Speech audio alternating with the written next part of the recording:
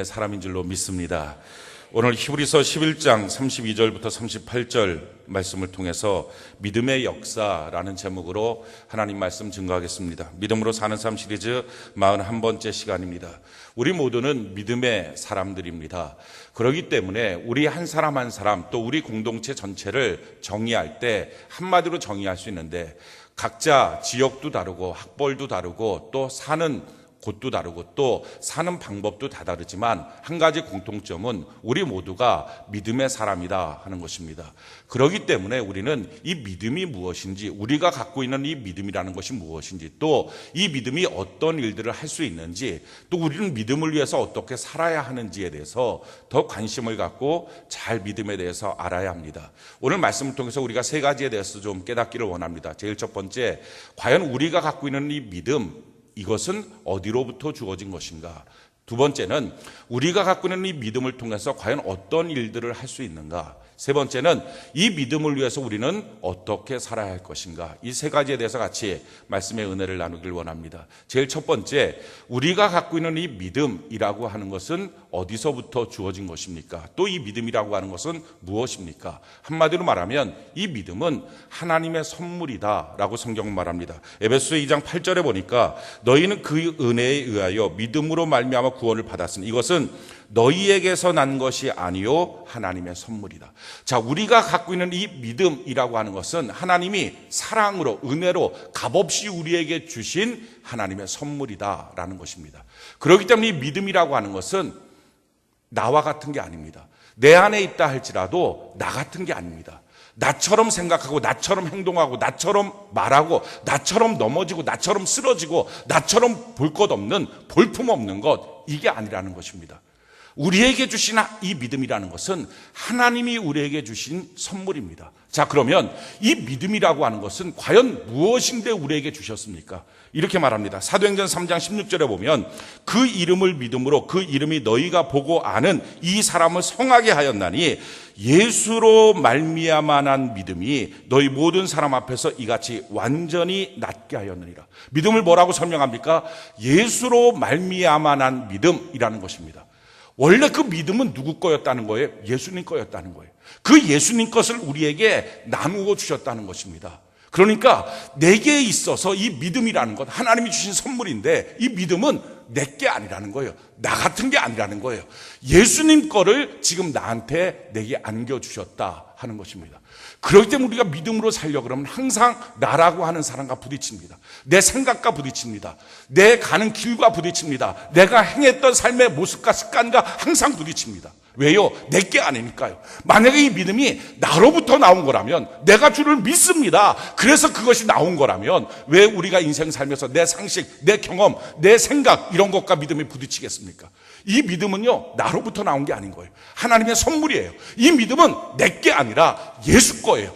예수님 거를 나한테 주셨기 때문에 항상 내 안에서 믿음으로 살려고 할 때마다 내 자아 부딪힙니다. 뿐만 아니라 이 믿음은 내가 생각하고 내가 열심히 내고 내가 고민하고 내가 공부 많이 해서 얻어지는 게 아니라는 것입니다. 나로부터 생기는 게 아니라는 거예요. 내가 열심히 살고 내가 열심히 일하고 내 경험을 통해서 내 생각을 통해서 내가 뭐 고민해보고 내가 생각 더 깊이 해보고 내가 나머지 모든 것들 좀 서베이해보고 그런 데서 믿음이 생기는 게 아니라는 거예요. 왜? 나로부터 나온 게 아니기 때문에. 이 믿음은 예수님 거기 때문에. 할렐루야. 그래서 성경은 뭐라고 말해요? 이 믿음은 예수님 말씀 들어야 생기는 거고 예수님 말씀을 자꾸 들어야 그 믿음이 커간다는 거예요. 로마서 10장 17절에 그러므로 믿음은 들음에서 나며 들음은 그리스도의 말씀으로 말미암느니라. 그렇기 때문에 예배 시간에 말씀을 들어야 믿음이 생깁니다. 그 말씀을 들어야 믿음이 커져나갑니다. 왜냐하면 나로부터 생긴 게 아닌 거예요. 내가 오랫동안 교회 다녔다고 생기는 게 아닌 거예요. 내가 오랫동안 무엇인가 했다고 생기는 게 아닌 거예요. 내 부모도 예수 믿고 내 옆에 있는 사람도 예수 믿고 그래서 생기는 게 아니라는 거예요. 나로부터, 내 전통으로부터, 내 혈육으로부터 생기는 게 아니라 이 믿음이라는 것은 예수님의 거예요. 할렐루야. 그러기에 예수님의 말씀을 들어야 돼요. 예수님의 말씀을 경청해야 돼요. 예수님의 말씀을 봐야 돼요. 예수님의 말씀을 들을 때마다, 그것을 경청할 때마다 믿음이 커져나가고 믿음이 자라나기 시작합니다. 이 믿음은요, 나 같은 게 아니거든요. 그래서 나 같은 거는 이 땅에 살면서 나 같은 문제 생기면 넘어져요. 나 같은 사건 생기면 그 앞에서 좌절해요. 근데 이 믿음은 나 같은 게 아니에요. 그래서 이 믿음은요, 내가 감당할 수 없는 문제를 감당하기 시작해요. 할렐루야. 내가 감당할 수 없는 사건들에게 하나님의 능력이 나타나기 시작해요. 믿음의 능력으로 그런 역사가 나타나는 거예요. 그래서 성경은 이 믿음을 우리 안에 갖고 있는 최고의 보배다 라고 설명하고 있어요. 고린도서 4장 6절로 7절에 어두운 데에 빛이 비치라 말씀하셨던 그 하나님께서 예수 그리스도의 얼굴에는 하나님의 영광을 아는 빛을 우리 마음에 비추었느니라. 예수님 그분이 하나님이시다, 이걸 아는 빛, 그게 뭐예요? 그게 믿음이잖아요. 그것을 우리 안에 주셨다라는 거예요. 그런데 그것을 뭐라고 설명해요? 7절에 우리가 이 보배를 질그릇에 가졌으니. 자, 우리는 질그릇 같습니다. 깨지기 쉽습니다. 상처받기 쉽습니다. 삶의 조그마한 문제 앞에서도 금방 좌절합니다. 그런 우리지만 우리 안에 하나님은 선물로 주셨어요. 무엇을? 예수님의 믿음을 주셨어요. 그 믿음이 우리 인생의 보배인 줄로 믿습니다. 이걸 보배롭게 여기고, 이걸 가장 존귀히 여기고, 이것 때문에 인생을 사는 사람마다 믿음의 역사를 보게 될 줄로 믿습니다. 그래서 성경은 이렇게 말합니다. 이사야 33장 6절에 보니까 내 시대에 평안함이 있으며 구원과 지혜와 지식이 풍성할 것이니 여호와를 경외함이 내 보배니라. 여러분, 학력이 여러분들의 보배가 아니에요. 여러분들이 갖고 있는 재력이 아니에요. 저금 통장에 얼마 있느냐, 그거 아니에요. 여러분들이 갖고 있는 인맥이 아니에요. 여러분들이 갖고 있는 실력, 자격증, 이것이 여러분들의 인생을 사는데 평안함을 주거나 구원과 지혜와 지식을 주는 게 아니라 예수 그리스도를 믿는 믿음, 할렐루야, 이것으로 하나님을 경외하는 것이 우리에게 보배인 줄로 믿습니다. 이 예수님의 믿음, 예수님이 내게 주신 이 선물의 믿음, 이걸 내가 어떻게 취급하고 어떻게 보호하고 어떻게 지키고 이 믿음을 위해서 내가 어떻게 살아가고 있느냐, 이것이 인생의 격을 다르게 만드는 거예요. 이것이 인생의 문제를 해결하는 거예요. 자, 그렇다면 이 문제, 이 믿음이라고 하는 것이 과연 우리의 인생에 어떻게 활동합니까? 어떤 역사를 줍니까? 과연 이 믿음은 어떤 능력이 있습니까? 제일 첫 번째요, 이 믿음으로 구원받는 거예요. 아멘이십니까? 우리가 행함으로 구원받는 게 아니라 믿음으로 구원받는 줄로 믿습니다. 그 믿음은 내가 믿습니다, 이게 아니고요, 예수님의 믿음, 하나님이 우리에게 선물로 주신 이 믿음으로 구원을 받게 되는 줄로 믿습니다. 그래서 교회 평생 나와도 어떤 사람들은요, 하나님의 선물인 이 믿음을 받지 못하면 구원에 대해서 항상 의심해요. 내가 구원 받았나? 모르겠다는 거예요. 예배를 평생 와서 드려도 예배 시간마다 힘들어요. 예배 시간마다 눌리고 졸려요. 왜 그렇습니까?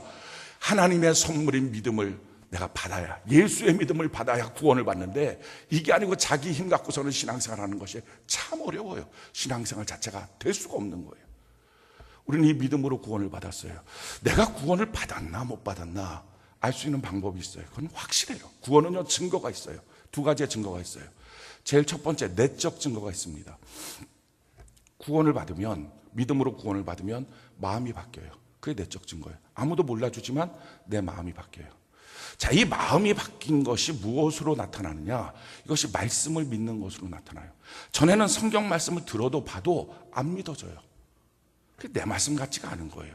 그냥 종교적 의식을 행하고 있고 그냥 종교적인 책이라고 정도만 알고 있을 뿐이지, 이 말씀 자체가 내 삶에 영향을 주고 이 말씀 자체가 오늘도 내게 소망이 되고 이걸 내가 믿음으로 그 역사가 나타난다, 이게 없는 거예요.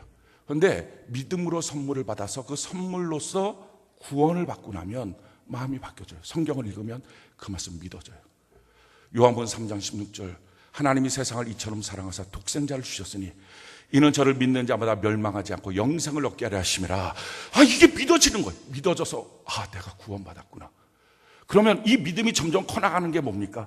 처음에는 몇 구절 안 되는 말씀만 믿어졌어요. 나머지 말씀들에 대해서 잘 믿어지지 않았어요. 정말 이런 일이 있을까? 정말 이런 일이 있을까? 근데 그 말씀이 점점 믿어지기 시작해요. 이게 믿음의 성장이에요. 할렐루야. 하나님의 말씀이 자꾸 믿어지는 것, 이게 구원에 대한 내적인 증거입니다. 자, 구원받았다는 것에 대한 외적인 증거가 있어요. 밖으로 드러나는 증거가 있어요. 그걸 성경이 이렇게 말해요. 마가복음 16장 16절에 믿고 침례를 받는 사람은 구원을 얻을 것이요.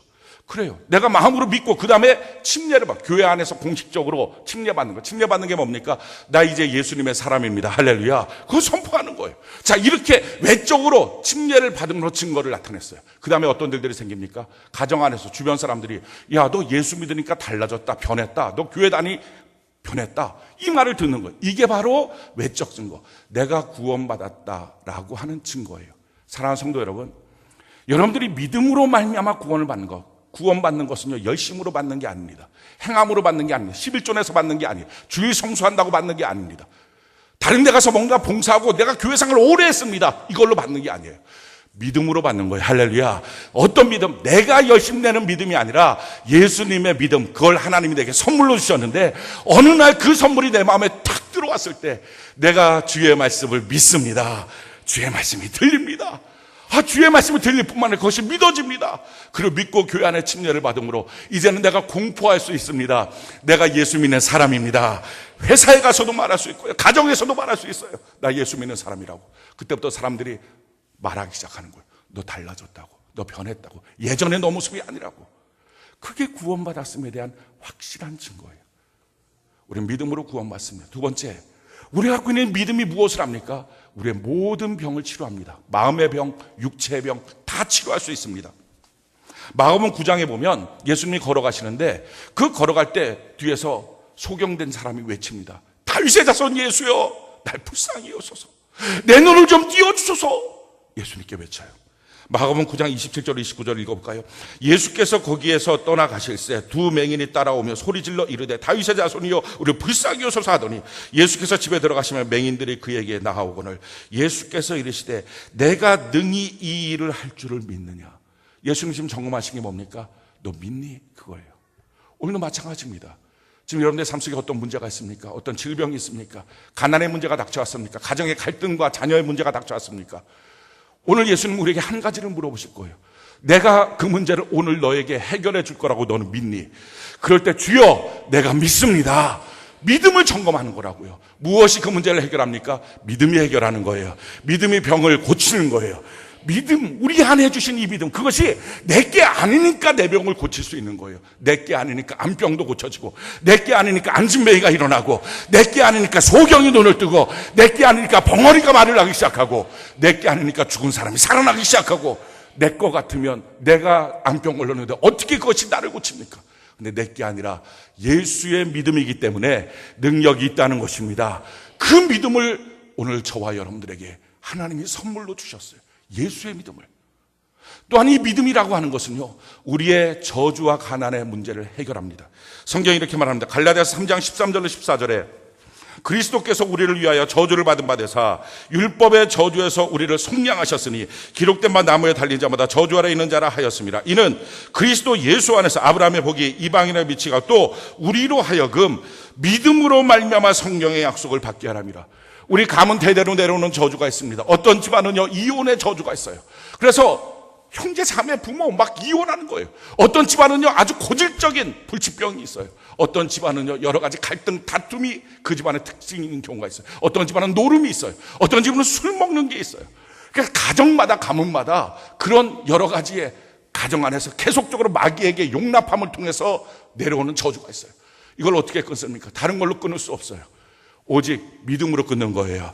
예수 그리스도를 믿는 믿음, 예수님이 우리에게 주신 그 믿음으로 말미암아 성령의 축복의 약속을 받게 되는 줄로 믿습니다. 그러기에 지금 여러분들의 삶 속에는 수많은 문제들 해결할 수 있는 것 믿음인 줄로 믿습니다. 결심으로 끊어지는 게 아닙니다. 결심으로 해결되는 게 아닙니다. 우리 같이 한번 합심해보자, 남편 아내 한마음 돼보자, 그래서 한번 노력해보자, 그걸로 해결되지 않습니다. 그러다가 며칠 지나고 나면 또다시 넘어지고 또다시 넘어지고, 그 과정 속에서 사람에 대한 배신감만 느끼고. 혹시 그렇게 사셨습니까? 그걸로 해결되는 게 아니고요, 예수님의 믿음, 내게 주신 선물의 믿음, 할렐루야, 그 믿음을 갖고 쓰기 시작할 때 이 모든 문제가 해결되게 될 줄로 믿습니다. 뿐만 아니라요, 이 믿음이라고 하는 것은 우리 인생 아무것도 없어도, 보잘것 없어도 우리 인생을 탁월하게 만듭니다. 세상을 이기게 만들고 승리하게 만들어요. 오늘 본문 말씀이 뭐라고 말합니까? 히브리서 11장 33절에 보니까 그들은 믿음으로 나라들을 이기기도 하며 의를 행하기도 하며 약속을 받기도 하며 사자들의 입을 막기도 하며. 그래요. 믿음으로 뭘 합니까? 나라를 이겨요. 한 사람이 모세처럼 바로를 이겨요.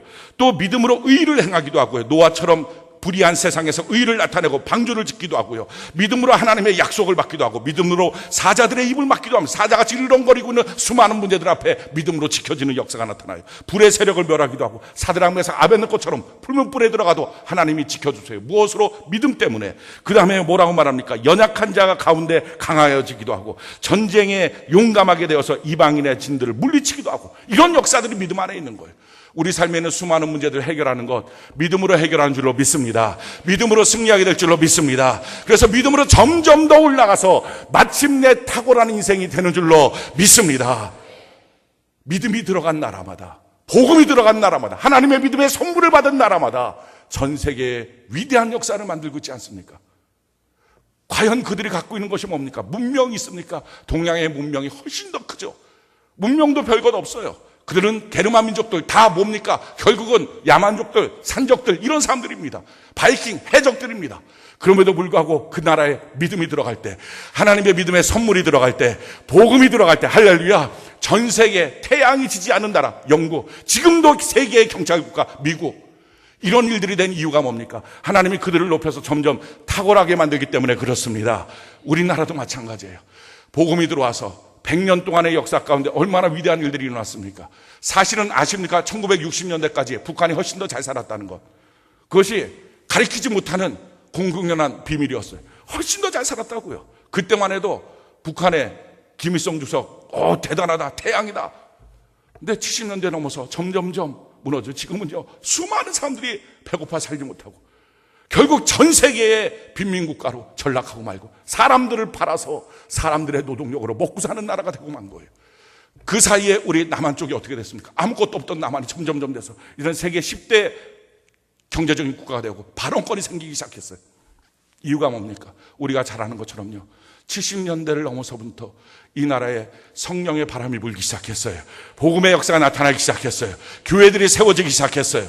그래서 그 교회를 통해서 사람들의 마음속에 믿음이 들어가기 시작했어요. 그 믿음이 뭐라고요? 자기의 열심이 아니라 예수의 믿음이 들어갔어요. 그 선물을 받을 때마다 그 믿음이 고귀한 인생을 만들고 탁월한 인생을 만들고 멋진 인생을 만들고 세상을 이기게 만들어서 마침내 세상으로부터 존경받는 사람으로 만들어지게 된 것입니다.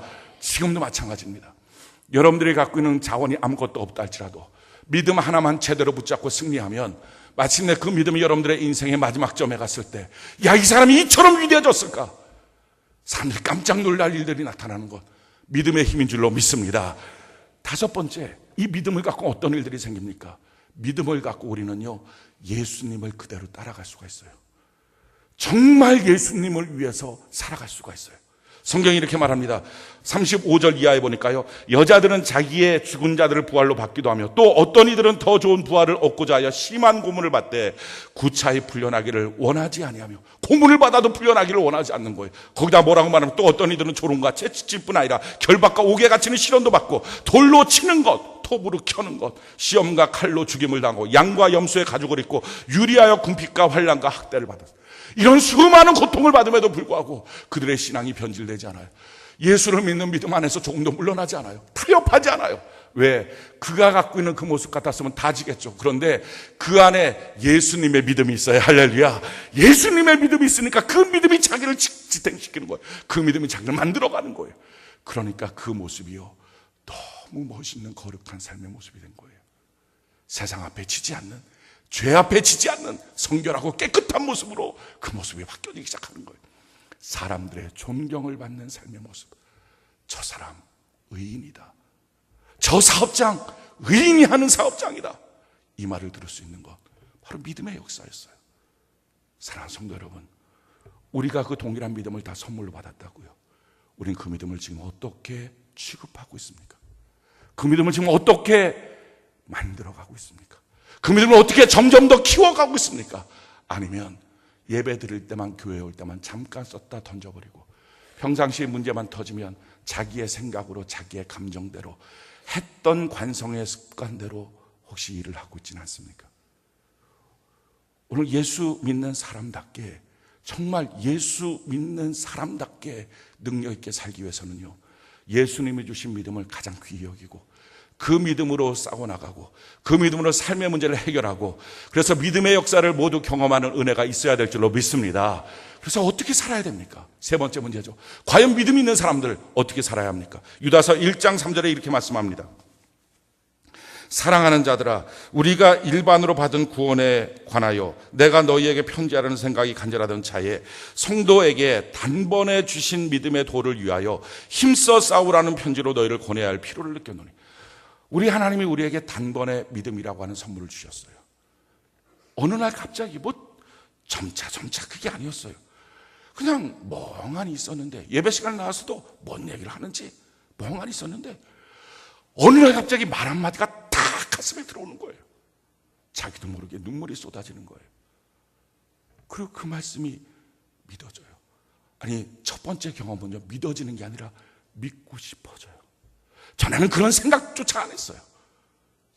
전에는 들은 그냥 교회 나가서 리프레시하고 정도 돌아오는 거지, 그 정도였다고요.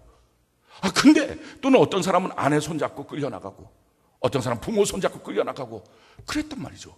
근데 어느 날 그렇게 끌려나가서 졸다 깨다 멍하니 있다가 그렇게 돌아오기를 반복하고 있었는데, 어느 날 느닷없이 갑자기 아무것도 아닌 그 말 한마디가 가슴에 탁 들어와요. 근데 눈물이 나고요. 지금까지 살았던 인생 잘못 산 것 같고요. 그리고 지푸라기 잡는 심정처럼 그냥 그 말씀 한마디 믿고 싶어져요. 그리고 이런 기도가 나와요. 하나님 정말 계시나요? 계시면 좀 도와주세요. 계시면 좀 고쳐주세요. 정말 지푸라기 잡고 싶은 심정으로 그런 기도가 나와요. 이게 선물로 주신 믿음, 그 순간이에요. 자, 이 믿음이 들어왔어요. 단번에 하나님이 내게 선물로 주신 거예요. 그때부터요, 그 다음번 예배가 기다려져요. 그리고 예배를 드리면서요, 말씀이 이제 들려요. 저런 말씀이었구나, 저런 말씀이었구나. 관심이 가요. 그리고 성경을 읽기 시작해요. 그 믿음의 삶이에요. 그러면서 뭐라고 말합니까? 이렇게 단번에 주신 믿음을 갖고 뭐 하라고요? 싸워나가야 된다. 힘써. 그게 우리 삶이에요. 자꾸 믿음을 가려놓는 세상의 것들이 있어요. 믿음을 점점 덮어버리는 우리의 오래된 잘못된 내 삶의 습관들이 있어요. 내 자아라고 하는 게 있어요. 내 생각이라는 게 있어요. 내 경험이라는 게 있어요. 근데 그거에 묶이지 말고 우리가 이 믿음을 드러내고 믿음으로 살고 믿음으로 승리하기 위해서, 믿음을 사용하기 위해서 이 믿음을 자꾸 갖고서 힘써 싸워야 돼요. 자, 그러면 어떻게 믿음으로 힘써 싸워야 됩니까? 성경은 4가지의 방법을 우리에게 제시하고 있어요. 유다서 1장 20절부터 21절, 우리 같이 한번 읽어볼까요? 유다서 1장 20절부터 21절 같이 한 목소리 시작. 사랑하는 자들아, 너희는 너희의 지극히 거룩한 믿음 위에 자신을 세우며 성령으로 기도하며 하나님의 사랑 안에서 자신을 지키며 영생에 이르도록 우리 주 예수 그리스도의 궁유를 기다리라. 자, 4가지로 이 믿음의 싸움에 대해서 같은 유다서 안에 지금 설명을 하고 있는 거예요. 제일 첫 번째, 지극히 거룩한 믿음 위에 자신을 세워야 된다. 지극히 거룩한 믿음 위에 자기 인생에 집을 지어야 된다. 믿음이라는 게 우리 인생의 설계도라는 거예요. 그 설계도 위에 하루하루 벽돌을 쌓는 거. 그 설계도로부터 벗어나서 벽돌 쌓으면요, 그 집은 무너져요. 그런 생각, 그런 마음을 갖고 오늘도 믿음 안에 살아야지. 오늘도 예수님이 주신 믿음 안에 살아야지. 오늘도 예수를 믿는 믿음 안에 살아야지. 이러면서 삶을 살아가야 한다 하는 것입니다. 자, 이렇게 날마다 믿음 안에 살도록 하기 위해서 하나님이 우리에게 주신 게 있어요. 그게 교회예요. 우리가 태어나고 나면 가정 안에서 자라는 것처럼 믿음으로 태어나고 나면 교회 공동체 안에서 우리를 자라나게 했어요. 그 교회 공동체 안에서 우리가 날마다 믿음을 점검하고 말씀을 교육받고 또 그 말씀을 들어가면서 날마다 믿음을 서로 나누어가면서 세워가는 거예요. 성경이 이렇게 말합니다. 에베소서 2장 20절로 22절에 보면 너희는 사도들과 선지자들의 터 위에 세우심을 입은 자라 그리스도 예수께서 친히 모퉁이 돌이 되셨느니라. 자, 우리만이 아니라 우리 전에 있었던 사도들, 선지자들, 그들도 다 이 예수님의 믿음을 받고서 그런 삶을 살았다는 거예요. 자, 그들의 삶이 처음엔 보잘것 없었는데, 다윗이라고 하는 사람 처음 얼마나 보잘것 없습니까? 양 몇 마리 쳤던, 갖고 있는 전 재산이라고 해봤자 지금 우리의 돈으로 환산하면 300만 원 정도 되는 것. 근데 그것을 갖고 믿음으로 살 때 마침내 하나님은 그의 인생을 탁월하게 만들 때 지금 돈으로 환산하면 그의 재산이 하나님께 드린 헌금만 600조입니다. 빌 게이츠 그렇게 부자라고 해도 60조 정도 되잖아요. 600조를 하나님 앞에 20년 동안의 삶을 통해서 하나님 앞에 헌금을 드리는 거예요. 자기 자식 솔로몬에게 6천억 원을 유산으로 물려줘. 평생 쓰고도 6천억 원을 물려주고. 그렇게 타고난 인생을 살게 했던 것. 우리가 봤을 때 그들의 처음은 아무것도 아니에요. 보잘것 없었어요. 그런데 보잘것 없는 그들의 삶의 모습, 우리도 똑같아요. 그럴 수 있어요.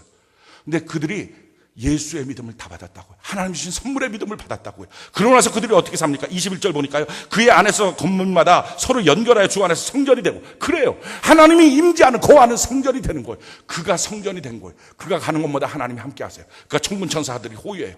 그가 가정에 가면 가정 안에서 주님이 계시는 성전이 되는 거예요. 그가 회사에 가면, 그가 사업장에 가면 주님이 계시는 성전이 되는 거예요. 천군 천사들이 호위하는 거예요. 얼마나 멋진 역사들이 나타날까요? 그러니까 다윗의 생애를 보면요, 너무 놀라워요. 단 한 번도 전쟁에 진 적이 없어요. 어떻게 세상에 그럴 일이 생깁니까?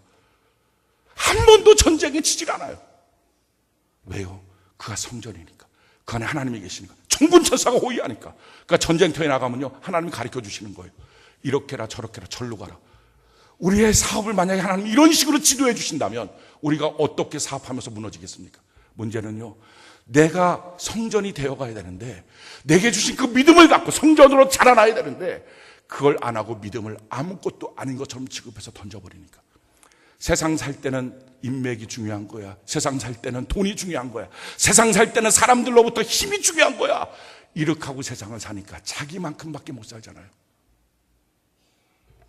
믿음을 갖고 살았던 인생들, 성전이 되어갈 때 위대한 역사가 나타났어요. 자, 그런데 그 성전이 어떻게 되냐고요. 그 다음 절에 그 성전이 되는 방법을 가르쳐줘요. 너희도 성령 안에서 하나님이 거하실 처소가 되게. 그러니까 하나님이 거하시는 성전이 되기 위하여 이렇게 말합니다. 그리스도 예수 안에서 함께 지어져 가느니라. 사랑하는 성도 여러분, 예수 믿는 삶은요, 혼자서 살 수 없습니다. 함께 지어져 가는 것입니다. 성경에 그토록 많은 곳에서 교회로 모여라, 함께 모여라, 함께 끊임없이 말씀하고 있는 것을 보면, 만약에 신앙생활 혼자서도 할 수 있는 거라면 이렇게 성경이 말할 필요가 있을까요? 없었을 거예요. 근데 모든 곳에서 성경이 이와 같이 말하고 있는 것은요, 우리가 신앙생활 절대로 혼자 할 수 없다는 걸 가르쳐 주시는 거예요. 교회로 모이는 거예요. 그래서 어떻게 모여야 되느냐? 성경이 이렇게 말해요. 골로새서 2장 6절로 7절에 그러므로 너희가 그리스도 예수를 주로 받았으니 그 안에서 행하되. 내가 예수님을 내 인생의 주님으로 고백했어요. 어느 날 믿음이 생겼어요. 구원받았어요. 그 다음에 뭐합니까? 그 안에서 행하되 그 안에 뿌리를 박으며. 첫 번째, 주님의 몸된 교회에 뿌리 박아라. Stop Dating the Church라고 하는 책이 있어요. 조수아 해리스 목사님이 쓴 책인데요. 더 이상 교회와 데이트하지 마라, 이 얘기예요. 이게 무슨 말입니까? 나라고 하는 사람의 스케줄이 있어요. 나라고 하는 사람의 인생이 있어요. 내가 하고 싶은 길이 있어요. 그리고 내가 좋아하는 어떤 여자가 있어요. 그리고 그 여자는 가끔 만나서 커피 마시는 거예요. 가끔 만나서 같이 식사하는 거예요. 이게 데이트라 그러잖아요. 우리가 교회와의 관계 속에 내가 가고 싶은 길이 있어요. 내 인생길이 있어요. 내가 하고 싶은 삶이 있어요. 그 삶을 살다가 어느 날 문득 교회에 나와서 예배 드리는 거예요. 커피 마시듯이 밥 먹듯이. Stop dating the church. 더 이상 이렇게 신앙생활 하지 마라. 더 이상 교회에 데이트하려고 하지 마라. 교회는 참여하는 거예요. 신부 되신 예수님, 몸된 교회 앞에 내가 지체가 돼버리는 거예요. 교회와 내가 하나가 돼버려야 돼요. 그게 신앙생활이고요. 그럴 때 우리의 신앙은 제대로 갈 수 있어요.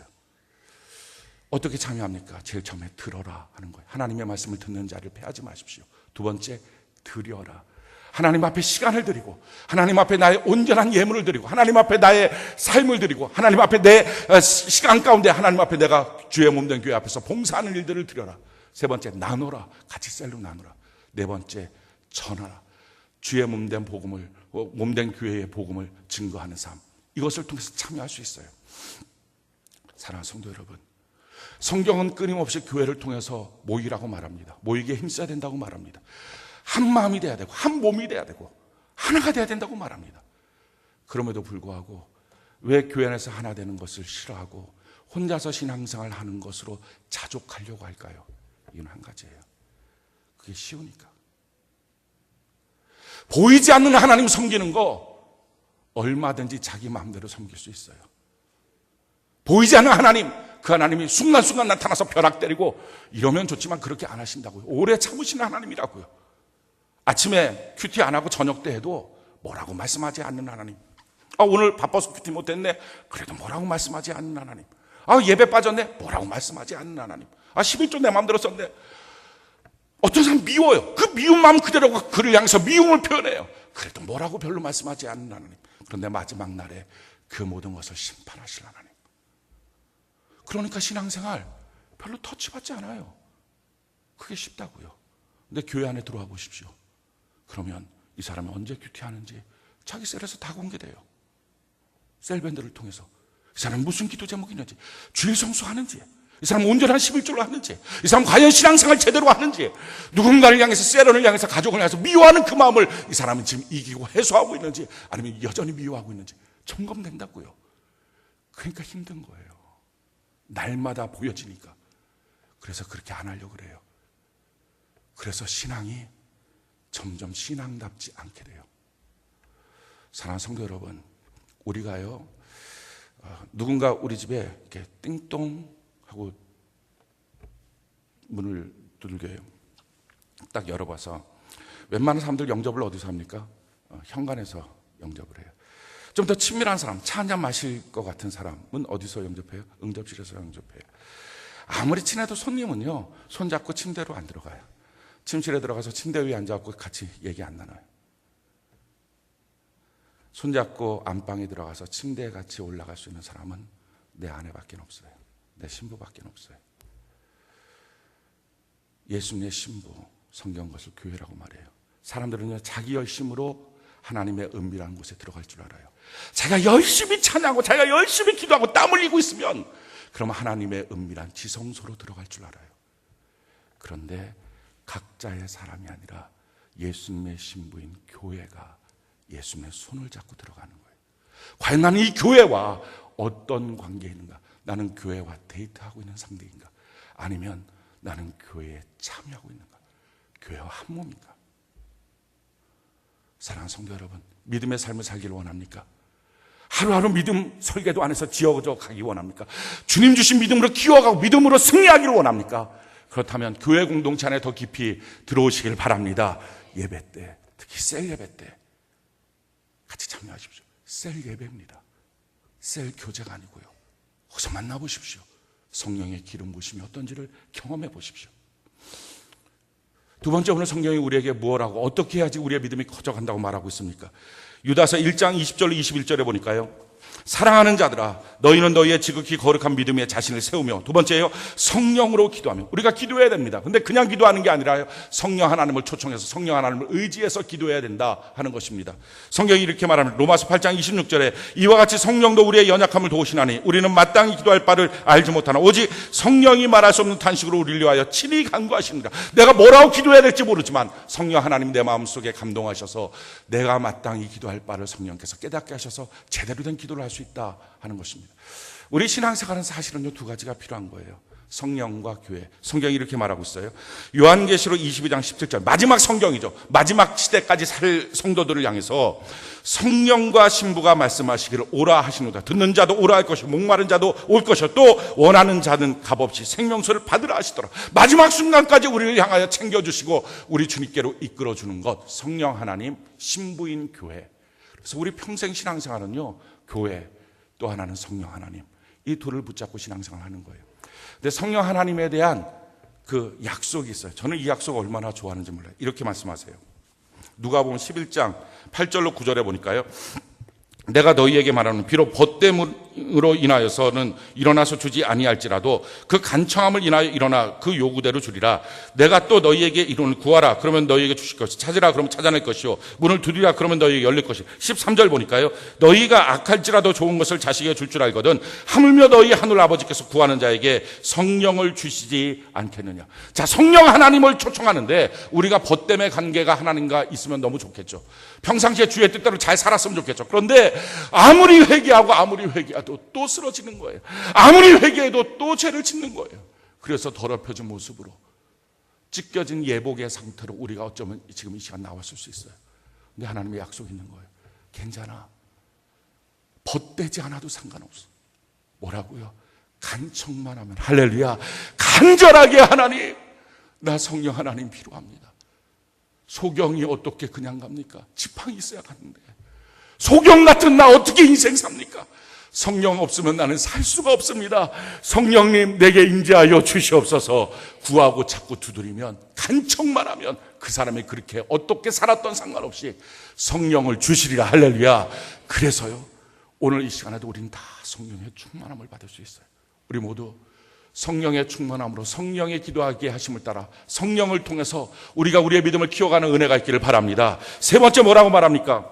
유다서 1장 20절 21절에 사랑하는 자들아 너희는 너희의 지극히 거룩한 믿음 위에 자신을 세우며 성령으로 기도하며 하나님의 사랑 안에서 자신을 지키며. 세 번째는요, 우리의 믿음을 키워가는 방법, 하나님의 사랑 안에서 우리 자신을 지키는 거예요. 내가 하나님의 사랑받은 존재라는 사실을 알기 때문에요, 죄를 자꾸 이기려고 하는 거예요. 더럽혀지지 않는 거예요. 그걸 뭐라고 말해요? 성결이라고 말해요. 우리가 다 경험해봤지만 죄 짓고 나면요, 금방 우리 믿음이 그냥 다 어두워진 것 같아요. 죄 짓지 말아야지, 죄 짓지 말아야지. 그러다도 우리의 정욕 때문에, 우리의 욕심 때문에 누군가를 미워하고 나면, 욕심이 확 들어오고 나면, 음란과 음행 가운데 우리의 마음속이 어두워지고 나면 순간적으로 주를 향하여 기도할 힘도 없어요. 믿음이 흔들려 버려요. 성경이 이렇게 말해요. 하나님의 사랑받고 있다는 사실을 깨닫고 성결해져라. 우리 자신을 지켜야 된다. 성경이 이렇게 말합니다. 여호수아 3장 5절에요. 여호수아가 또 백성에게 이르되 너희는 자신을 성결하게 하라. 여호와께서 내일 너희 가운데서 기이한 일들을 행하시라. 이것은요, 요단강을 건너가는 사건이에요. 요단강 건너기 전에 여호수아를 통해서 하나님 말씀하시는, 내일 하나님이 기이한 일을 행할 거다. 이 요단을 마르게 해서 마른 땅처럼 건너가게 하는 하나님의 기적을 줄 거다. 그런데 너는 성결하라 라는 거예요. 기적을 베푸신, 기이한 일을 베푸시는 것은 하나님의 몫입니다. 그 하나님의 목에 자기가 껴서 그걸 도우려고 하지 말라고요. 어떤 사람들은 신비주의에 빠진 사람들은 그걸 도우려고 그래요. 하나님이 기적을 베푸시는 일에 자기가 도와서 슉슉 막 뱀소리 내고 막 미적 막 이렇게 하고 막 자기가 힘을 써요. 그리고 몇 명 안수하고 나면 힘 빠져. 그리고 왜 거기서 자기가 힘을 쓰냐고요. 왜 거기서 자기가 뱀소리 내고 있냐고요. 왜 거기서 자기가 신령한 척하고 있냐고요. 기적을 베푸시는 하나님은요, 홀로 기적을 베푸시는 거예요. 그리고 우리에게 요구하신 건 이거예요. 너는 성결해. 너는 거룩해져야 돼. 너는 깨끗해져야 돼. 그게 요구예요. 하나님의 요구. 우리가 성결해지려고 하면 할수록. 근데 이 성결은요, 간이시 끊어내는 거예요. 죄의 유혹이 없어서 성결해지는 게 아니고요, 죄를 어쩌면 안 지어서 성결해지는 게 아니고요, 죄를 짓고 난 다음에도 주여 이건 아닙니다 끊어내고 또 끊어내고 또 끊어내고. 그게 성결. 날마다 끊어내는 삶. 우리 그거 사는 거예요. 마지막 네 번째 뭐라고 말합니까? 우리 주 예수 그리스도의 궁유를 기다리라. 궁유이 뭐예요? 찢겨지고 깨어진 우리의 삶에 대해서 하나님이 다 아물게 만드시고 채워주시고 공급하시는 것. 사랑하는 성도 여러분, 아무리 힘들어도 우리 하나님은 결국은 도와주세요. 아멘이십니까? 아무리 힘들어도 우리 하나님은 결국은 복을 주세요. 아무리 힘들어도 우리 하나님은 결국은 궁유를 베풀어 주세요. 그걸 기다리라. 그게 다른 말로 뭡니까? 기대해라. 소망 가져라. 꿈이 무너졌습니까? 소망 무너졌습니까? 그럼 믿음도 작동하지 않아요. 다시 꿈꾸는 거예요. 하나님이 일해 주실 거야. 하나님 도와주실 거야. 그때부터 우리 안에 믿음이 점점 커나가기 시작하는 거예요. 사랑하는 성도 여러분, 우리에게 하나님 믿음을 주셨어요. 이 믿음으로 구원받고 병도 고치고, 이 믿음으로 저주도 끊어내고 가난도 끊어내고, 이 믿음으로 인생을 탁월하게 만들고, 이 믿음으로 예수를 따르는 거룩한 삶을 살게 만들어요. 내가 평생 살면서 내게 주신 이 믿음, 가장 귀한 것으로 여기는가? 그리고 이 믿음을 위해서 내가 힘써 싸우는가? 내가 교회 공동체 안에서 참여하는가? 내가 이 믿음을 위해서 성령 하나님께 기도해서 날 도와달라고 말하고 있는가? 이 믿음을 위해서 내가 하나님의 궁유를 기다리면서 소망하고 있는가? 이 믿음을 위해서 오늘도 죄와 싸우며 자꾸 끊어내는 삶을 살아가고 있는가? 우리가 이처럼 살 때요, 우리 하나님 앞장서 우리의 길을 열어주시고, 우리 하나님 뒤에서 호위하시면서 우리를 지켜주셔서 우리의 인생 믿음의 승리, 믿음의 역사, 믿음의 사건들을 날마다 경험하는 일이 있게 될 줄로 믿습니다. 저는 여러분들의 가정 안에서 이 믿음의 사건들이 있기를 바랍니다. 여러분들이 셀로 모여 기도할 때 믿음의 사건들이 있기를 바랍니다. 예배 드릴 때마다 믿음의 사건들이 있기를 바랍니다. 믿음의 역사로 풍성한 삶, 승리의 삶, 여러분들의 소유가 되기를 예수님 이름으로 축원합니다.